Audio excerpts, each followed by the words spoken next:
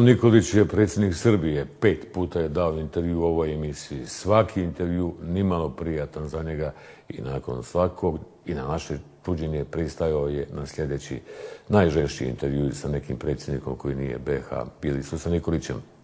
Vaši neprijatelji i politički protivnici vas zovu grobar.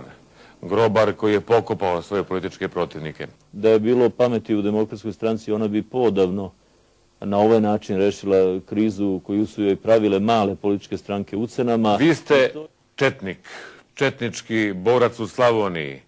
Vi ste četnički vojvoda, srpski nacionalista. Može li Srbija sa četništvom i radikalnom političkom opcijom u Evropu? Znate šta, gospodine, sve u svoje vreme. Kada je bilo teško i kada je trebalo da se rizikuje život i da se puška uzme u ruku, ja sam to uradio. Sada je vreme za mudrost. Srpskim radikalima nikada nije nedostajalo mudrosti i očigledno je da građani Srbije nisu više uplašeni Srpskom radikalnom strankom, a znaju da smo tu ako bi zatrebalo i da ćemo da se ponašamo kao što su se ponašali u svih ovih 13 godina.